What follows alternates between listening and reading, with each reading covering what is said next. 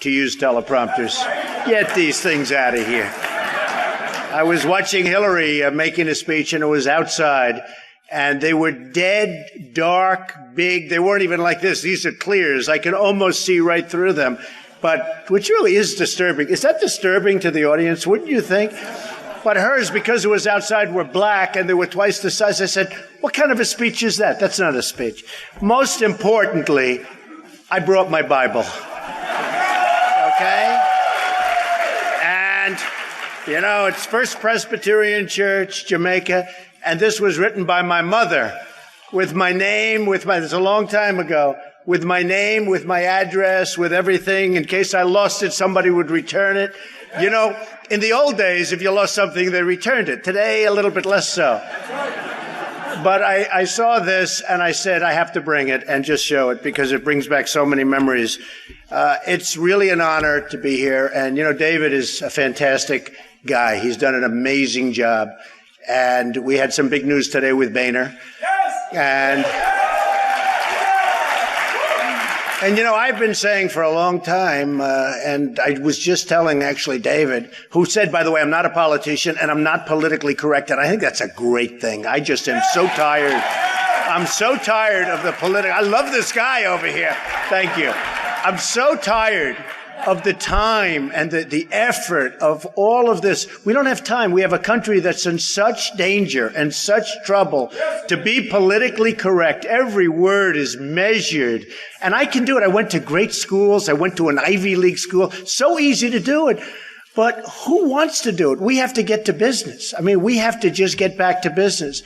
But we're going to have a very interesting period of time. And maybe it starts today because Speaker Boehner, you know, some people like him on a personal basis. Do people like him on a personal basis? Anybody? You know, we want to see the job being done properly. We want people that are going to get it done. And I don't understand. They get elected. They're full of vim and vigor. They're going to change things. They're going to get rid of Obamacare. They're going to do all of these things. They come down to these magnificent vaulted ceilings that you see all over Washington. And what happens? They become different people. That's right. They become different people. They come out and they don't do it. And I will say, you know, for the groups that want to take what they say is a harsh tone, I wrote The Art of the Deal. And I will tell you, The Art of the Deal, if they would have read it, and I'm talking about the Republicans, we know where the Democrats are coming from. But we are so disappointed in the Republican establishment because if they stuck together, in all fairness, you have a certain group of 10%, 12% of Republicans that are out there fighting. But when the other side, which is Obama and the Democrats, when they hear that they're not going to win and they have no support, there's no way, from The Art of the Deal, there's no way that they can possibly win, that the Republicans can win. So they're out there, they're left hanging so many different times. If they actually were unified, if they were brought together and unified, and you said 4 very important things that you're going to take very, very strong, harsh measures, you're going to win. Yes. Because nobody's going to, in 50 years from now, in 100 years from now, in 2 years from now, and even next month, nobody's going to be talking about the speaker. Nobody's going to be talking about any of the They're going to be saying, let's say something very important. The government shut down. They're blaming the president, folks. They're blaming the president. And you know, it's sort of interesting when you hear the Democrats, they're very, very good. Very, very good. They go, oh, we want the government to shut down. We want it to shut down. That would be so great if it shut down. It would be so wonderful if it shut down. And the Republicans say, oh, they want it to shut down. Oh, that would be bad. We're playing right into their hands. These people are babies. Do you remember when they said they want to impeach? Do you remember? No, they're babies. They're babies. Do you remember when they said they wanted to impeach, a small group wanted to impeach Obama? Right? Remember? And then the Democrats said, no, we want him to be impeached. We want him to be impeached. Please impeach him. It would be so good for him. It will make him look so good. And he'll get all of his points out. It'll be wonderful. Do you really think they want him to be impeached? So the Republicans come back. I was just telling the folks backstage, the Republicans come back. Oh, we don't want to do that because he wants to be. Who wants to be impeached? Oh, it's so sad. I mean, you know, like you have this clown, Marco Rubio. I've been so nice to him. I've been so nice. I've been so nice. And then, no, but he's in favor of immigration, and he has been. He has been. It was the Gang of Eight, and you remember the Gang of Eight. It was terrible. And then he went down in the polls, and you have to stay. You know what? If you believe in something, you have to be true to yourself. You have to be. You have to be. But it was the Gang of Eight, and it was really, really, you talk about weak on immigration. Nobody weaker. And all of a sudden, he goes down in the polls, and all of a sudden, he starts changing his tone. But you never really change your tone. You remember that. And also, when you're elected senator, you have to go and vote. It's so important. You can't say, I can't vote. And he's got the worst record. And he hit me, and I said, why is he doing that? And sometimes the Republicans do it more than anybody because they want to sort of catch on. They want to get into the publicity cycle. And all you're doing is hurting yourselves. I mean, it's a bad thing. All you're doing is hurting yourselves. Now, we have so many people that can be and should be attacked. We have a president that is extremely bad for everything that the folks in this room stand for. I mean, extremely bad.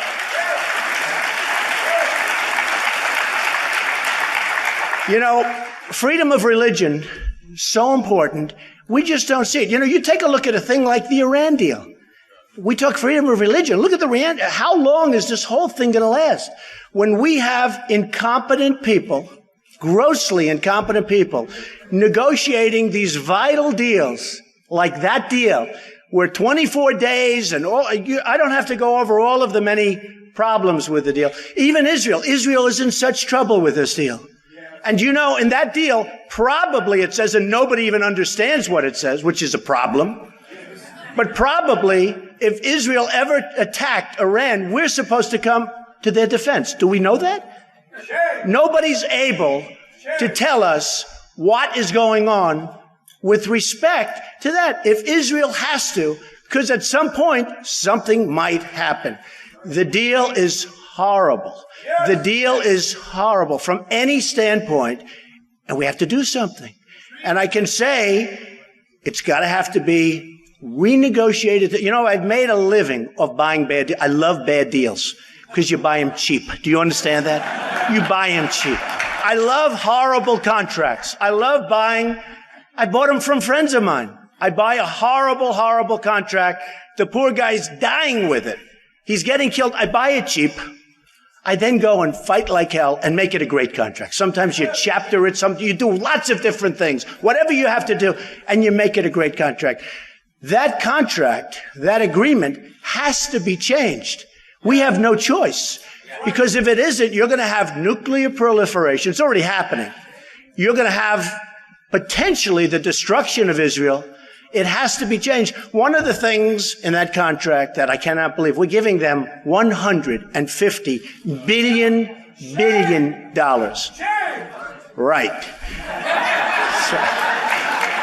No, we're giving them $150 billion, of which they're going to use, and already are using. They're ordering missiles from Russia. They're doing things that probably and definitely we can't allow them to do.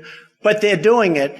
We cannot allow the incompetence that we have going on in this country. We just can't. We have to use our greatest negotiators. We have to use our smartest people. We use political hacks. They're all political hacks. They're negotiating deals that they have no right doing it. Take a look at another thing. One thing. And look, nuclear is so important. But you have 4 prisoners. One of them's over there because he's a Christian. He's over in jail because he's a Christian. Now, at the beginning of the negotiation, by the way, it used to be 3 at the beginning. Now it's 4.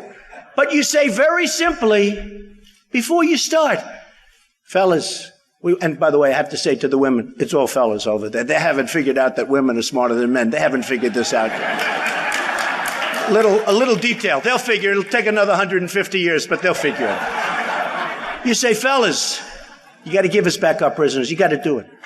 You got to do it. No, you got to do it.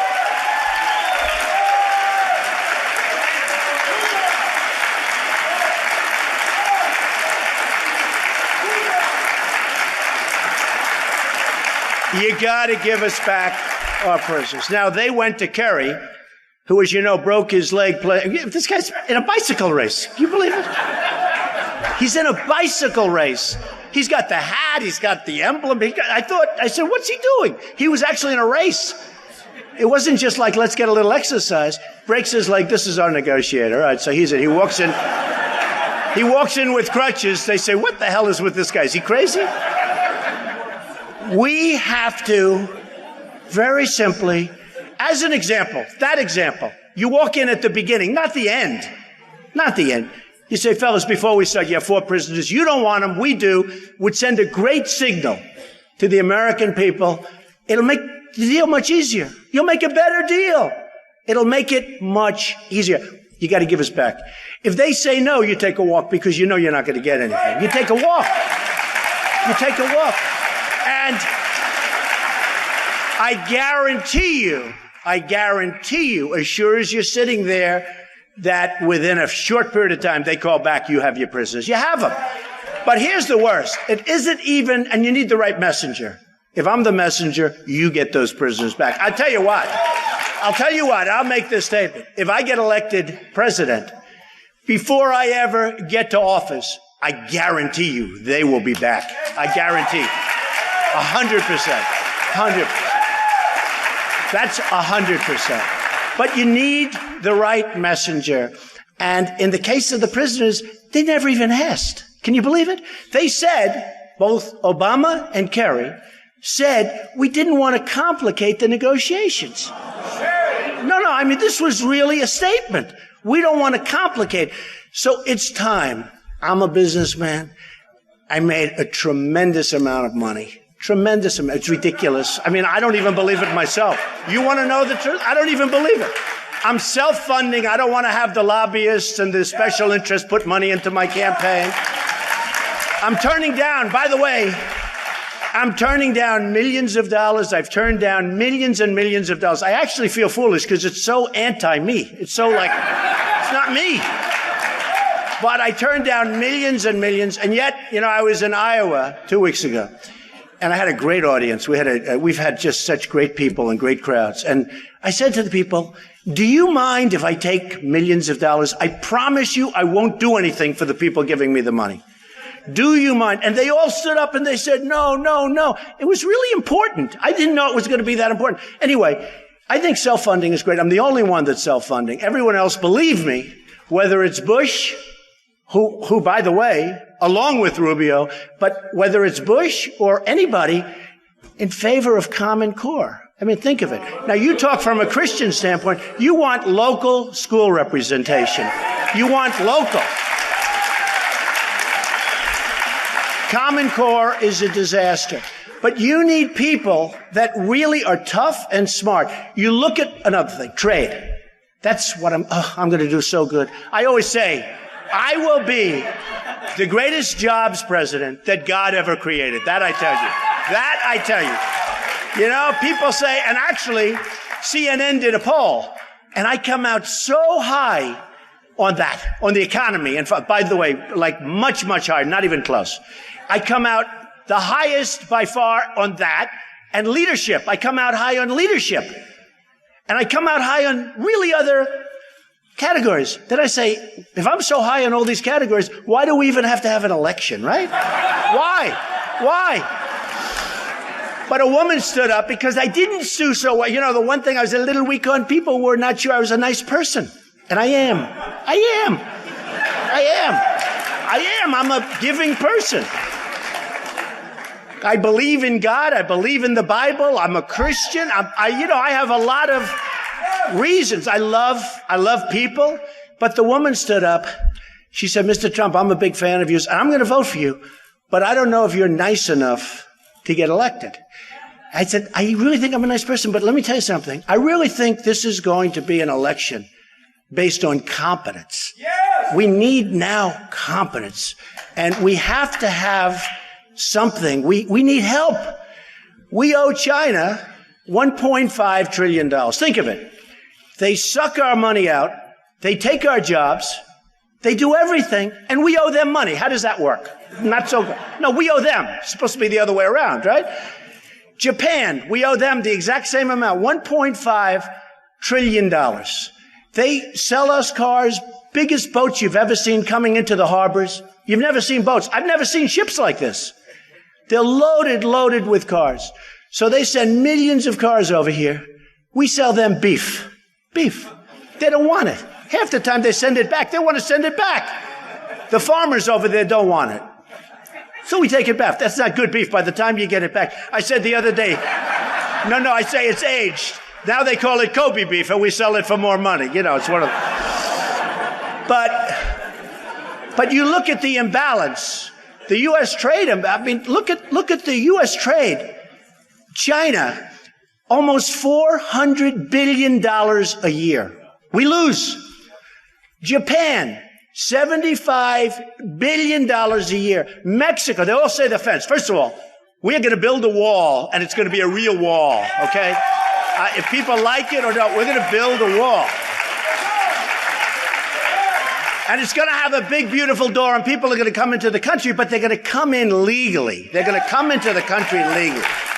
And when people graduate number one in their class from Harvard and Yale, we don't send them out, and they want to stay in the country. You know, there was a case the other day I read about where somebody, great student at a great school, couldn't stay, from India, couldn't stay in the country, no matter what. And they forced him out. And he founded a company a few years ago in India, 5,000 employees, one of the most successful companies, an unbelievable job. We could have had him here. And we forced them out. Silicon Valley needs people. We all need people. But we force these incredible people that have been in our system for years. We force them out. They graduate, boom, get out. So we've got to be smart. We've got to be tough. We can't allow our veterans to be treated the way they're treated. They're treated horribly.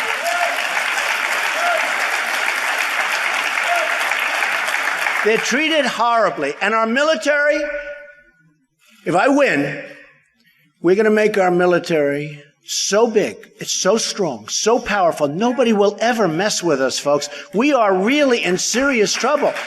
You have